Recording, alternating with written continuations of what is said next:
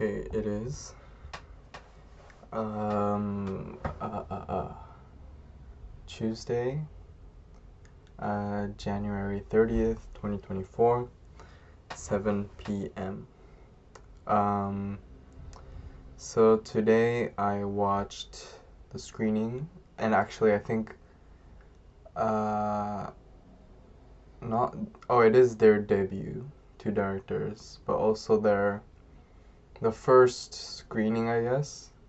Well, technically second, but first screening at my city of this movie they made, which is also their debut movie. It's called King Baby. First impression, I enjoyed it. Um, it I would say the set and the acting was phenomenal. Especially to think, I guess the maybe both of them are experienced. The two actors. They're more in theater though, so I guess maybe that's why they're so good. The way they express, they show expression on their face. But then like theater, I don't know how. I don't think intricate expression on theater is that common because you don't have a close up. But anyways, at least one of the actors, the guy who played the king, the way he's able to express this like conflicting, stressed, complicated expression was amazing. And then the story was about two guys who are like in like this modern world. They find this like abandoned castle, a ruin, and then they role play as a king and squire, but then they kind of fall into this delusion and they're stuck between being a king, an actual king and squire in their own world. But because it's a delusion of sorts, or like pretending, their clothes and all the stuff are kind of handmade pretend items. Um, and then they usually have like a specific routine going about their day of they start off with the king starts off with getting a bath, getting washed by the squire, and then or squire servant, I don't know, and then does a speech, do the hunt, dinner, dance, sleep, and then repeat. And then the squire does everything, whatever the king says. And then the king wanted like a queen, so the squire cut down a tree and made like a wood doll queen, but they treat the queen as like a real person. They can see expression on this like blank slate of wood. And then like it's a very clear like metaphor for objectification, and projection, I guess. But I'm not going to the interpretation yet. Yeah, about then throughout the film, these two characters, they have dreams. The king always has a dream of death and this female who kind of resembles like a motherly figure, I would say. And then the squire who would dream a simple, modest dream of just being a tree. And then, since the king wanted to have that nice dream, they switched roles. Like, it wasn't like. There was a bit of like gradualness. I think the way the role transition was pretty smooth considering how quick it changed. But yeah, the squire became a king, and the king became kind of a squire, modest, or not even squire. He just became someone at a lower tier, like a almost a pet. I think at the end he became more of a pet. Um, and then the new king, started to have the dream of this death and the motherly figure, and the squire had a dream of becoming a tree, a peaceful dream. And then basically, um, at, when they were both kings, they like nothing happens to the wooden doll doesn't do anything, but like they fuck the wooden doll, and then um, the wooden doll would give them splinters, or accidentally a bucket hits them and wooden doll falls on top of one of the king, and then they almost drown, so they get mad at the doll even though the doll doesn't do anything. And then there's like they get really like flustered, angry. Um, and then at one point they're like, oh, the queen needs to have like a reflective moment. So the pet or the squire, the new pet or squire, lets the queen, the wooden doll, sit at like a edge to look at the view of like the mountains and forest. And then when the next day when they wake up, the doll just falls off. But they go and search for the doll, and they eventually find the doll on the ground, fallen off. Um, and then during the search for the queen, they have like this weird cathartic moment where they both come back down to equals to an extent.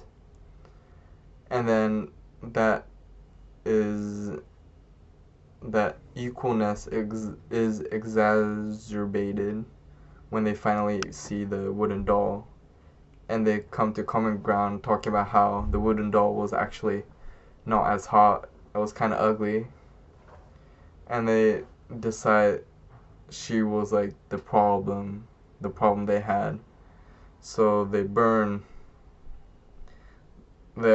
curse at the wooden doll, and then they burn it, and then do like a ritualistic circle shouting all these like vulgar words.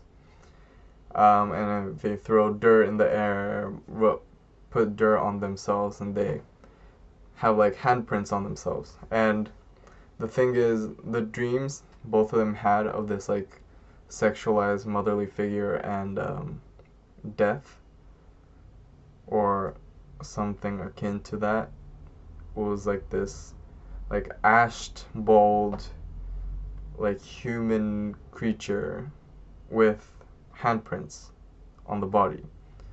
So during the ritual, they both see each other and realize they have handprints, and it resembles those the death like creature. So wait 1 second. I just remembered something. Yeah. So they go at it each other, trying to kill each other, and then the king who became a squire or pet manages to kill the other guy, but then he's kind of in denial and still treats, because they're basically friends, he treats the king, or now the deceased king, as like a king they will rule together. And then he sits on like the throne, the makeshift throne, and then next to him, his friend, who's also wearing a crown and sitting on the throne, although like clearly pale and the eyes are closed. And then the film ends. It was interesting because of how much story there was, even though it was such a limited, confined space, and general mise en scène was very limited. I mean, it's two people, and there is like a castle ruin, but most of the story takes place within a specific area within the castle ruin. Like you can see the whole space for like, or you can see the whole space because it's open and it's kind of small, but most events take place there. But somehow I was able to be engaged for, I don't know, 2 hours. So that's pretty cool, It's not a bottle episode, but if it's a bottle episode, it's done really well, I would say. but it's not a TV show. It's a feature film. So yeah. So my first impression, like the superficial enjoyability of the film, the execution was amazing. The actors, wow. The editing, yeah, the editing. It's not like good editing is when I can't really think of anything to say because it was well done. It was fuck, I had the word just in my head. When editing seems invisible, I guess it means the film has been done well, to some extent, at least in this sort of format of film, where editing isn't at the forefront of trying to conceptualize, It's not trying to self-reflexive of editing. Just editing is a medium to express whatever they're trying to express. So I thought the film was really, really good. And the directors were there, and they seemed pretty cool. And then they also had a costume designer. Oh yeah, all three of them, their clothing was nice. There was like this tall guy who had a more white, like modest clothes, kind of cool, and it was like chill. There's more, and then there's a little shorter guy who was a bit more like upbeat. He had like a whole yellow suit and a hat, like a bucket hat, I think. That was pretty cool. And then the costume designer, his name is basically my name. Like, he has the same name. That was really cool. He had like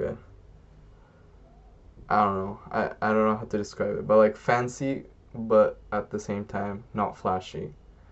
And I liked what he was wearing. But yeah, anyways, I'm saying a lot of positive stuff. But the thing is, I think I dislike the movie because of the theme. I think seeing like this to just focus on two men, a clear objectification of women, and this delusional lack of self-awareness that these two male characters have. It's an obvious criticism to men, which is such a common conversation discourse. The current discourse, gender politics, it's always the criticism of male or white male. And it's not that it's necessarily wrong. I think the directors talked about like criticism of patriarchy. And I mean, there is true.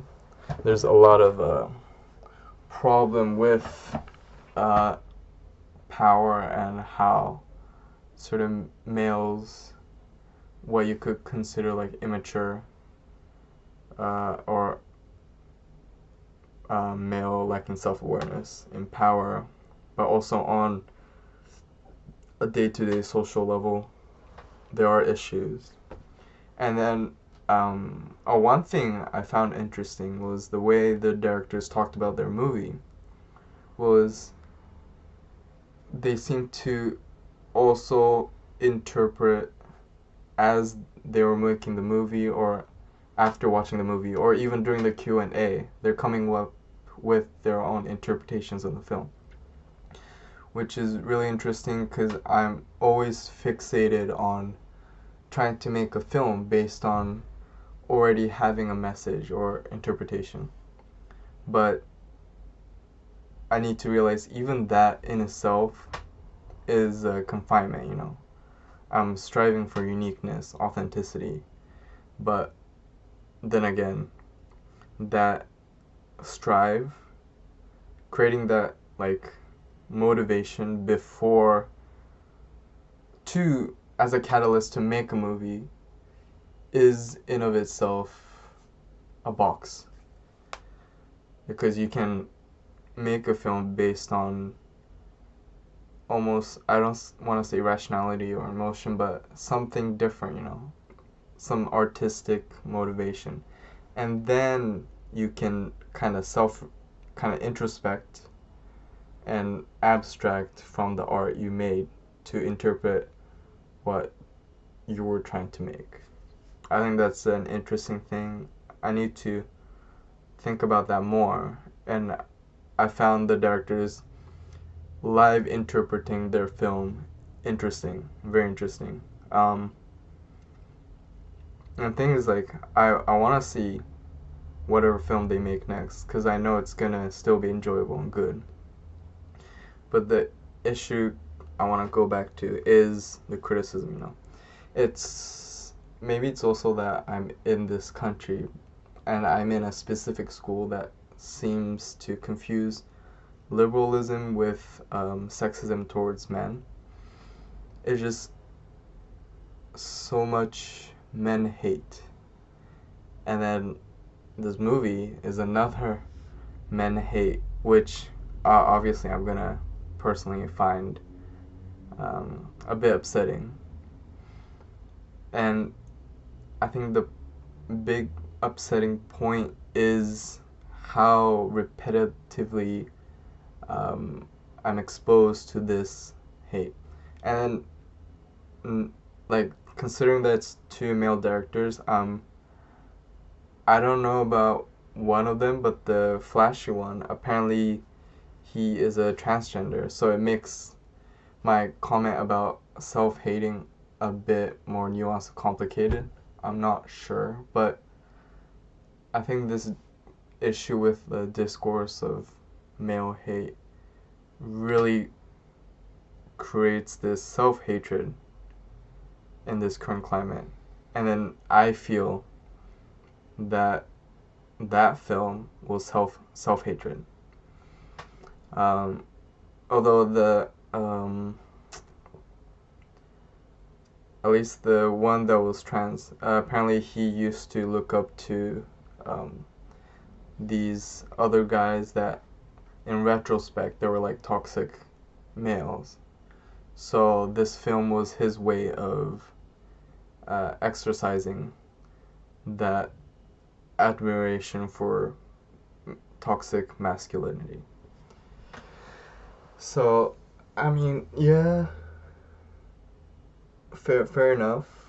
But then, at what point is it, exercising toxic masculinity? And at what point is it really just pointing at yourself and saying, you suck, because the whole world is telling you, you suck? It's it's just kind of upsetting. The thing is, it's not like I don't want to exempt male from criticism. Obviously, everything should be criticized. But just there's constant criticism, but like hate,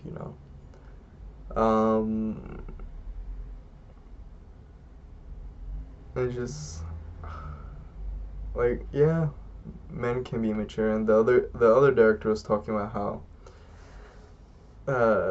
guys sometimes say like the most like out of pocket, like some extreme shit that I'm guessing is probably like sexist or racist or something, and they assume you'd agree with it.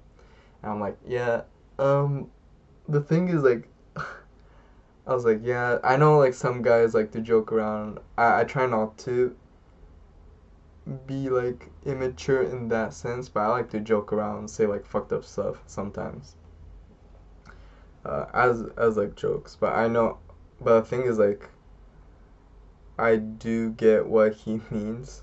I know at one job there's this one guy who I find him a bit like out there in terms of like the things he says. It's some things he says are like pretty racist, pretty sexist. But I try to just joke it off, shrug it off, like, oh, okay, he's that sort of guy. So I get what he means, the director means. And then I remember recent party, there was like, I don't know, the way some of the guys talk about girls, I get it, yeah. There is that weird objectifying tone, so at the same time I wanna like say, ugh, another men hate, but then I get what the director is talking about. But then it's like, why do we keep, it's ad nauseum, just men hate, fuck patriarchy. And then somehow, like, in this discourse, now females have become kind of immune to criticism in some extent. Or this topic in of itself is taboo, there are issues, obviously, but this sort of like hateful discourse, I find it unproductive, especially considering this criticism is for a better feminist society, right? We want equality. Then why so much hate? I just, and it leads to self-hate. I think King Baby is a film of self-hate. And it's a bit sad that such a greatly executed film is founded upon that. I mean, I could be wrong, But and the thing is, like, the film isn't saying like all men are immature and power hungry, competitive, lack self-awareness. And it's not like females are not, or women are not, can't be immature or power hungry or lack self-awareness. I think we all have that problem. But yeah, just, I don't know. I get a little finicky about gender topics because I honestly, I just don't like getting so much criticism, feeling like I'm responsible for all this, like the issue with patriarchy and, men oppressing women. I'm barely able to financially sustain myself. I don't have power. I have so much insecurity. Like, I don't know what part of me needs to work on not being a male oppressor. I self-oppress, I mean, okay, self-oppression. That's part of, the male problem. But I don't know.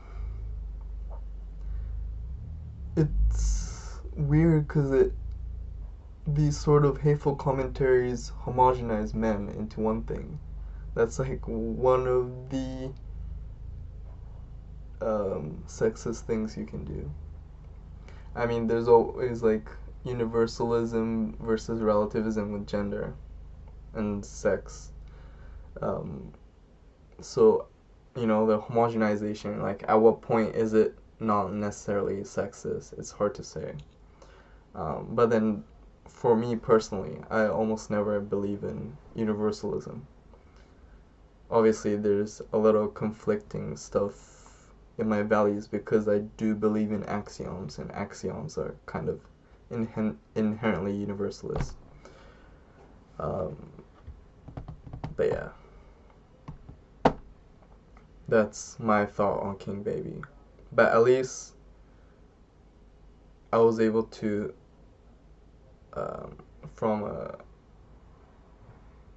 not from a philosophical or like value or social standpoint, from a cinephile standpoint, I enjoyed it a lot. Yeah.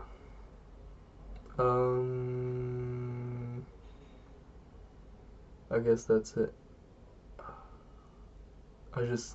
It's nice that I was able to say a lot about this film. because yesterday I wasn't able to say it too much. Spoiling Rain, Hana Takushi. It's just, it's very hard for me to. I'm still thinking about that film. You know? It's very hard for me to talk about these kind of philosophies and values because I think the theme or the topic of that film isn't related to the common discourse of my geographic environment. Because, I mean, it's from Japan.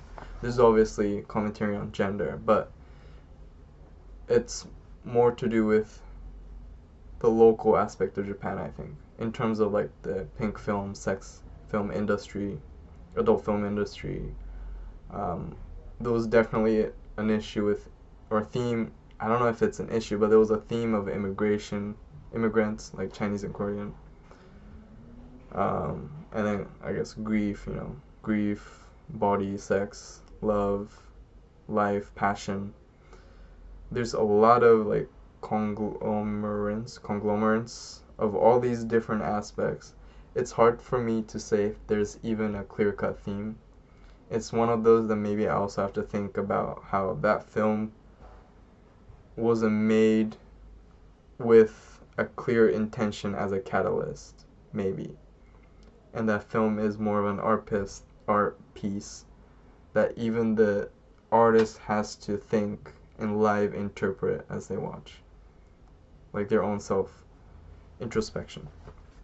But then in that case, that film would be just subjectivity of the artist. Yeah. And that in that sense, I could kind of go back to King Baby, Baby King, King Baby as well. If they're live, I mean, the thing is, every form of expression is gonna be the subjectivity of the artist. But I feel the fact that they have to live interpret the film, I think reinforces the fact that that film is really about the subjectivity of these directors. So it's really about themselves and it's self-hate. That's what I think. I'm repeating myself like I always do, but yeah. But I am honestly excited. I don't know if the duo is gonna make another movie together again, or if they're gonna go separate ways. But I enjoyed it. I really hope they make something else. Maybe something with the. It could be critical, but not something sad like self-hate. I mean, maybe I'm wrong. One last thing. And they also talked about how some audience thought it was a queer film. I just think it's sad that criticizing men, like depicting them as immature, lack self-awareness, and this sort of like hate towards men is pro-queer. Like, men have become this lightning rod, that, brings everyone else together. And I don't want to be a lightning rod, And it's sad. I don't like the self-hate.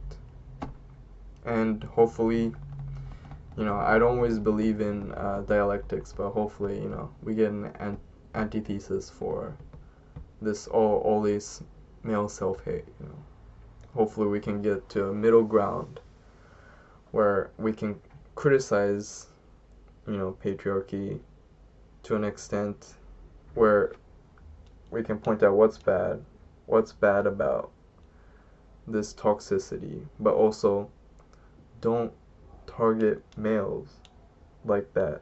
Don't hate. Like, we're just human as well, Like, and I'm not responsible for all the shit that my past somehow I'm forced to be in this identity of male, and now I'm like responsible for whatever shit they did. I don't know. I'm still 22. I barely know anything, and I'm trying really hard to, not be sexist or racist, because I have been brought up in an environment where there's a lot of that. And honestly, it's only been recently that I'm really aware of certain things. Being bigot, no, bigoted. Um, and it's still a learning journey for me. So, but I think one thing is also to criticize. I mean, now I'm just going in circles. Okay, I'm done. I'm done.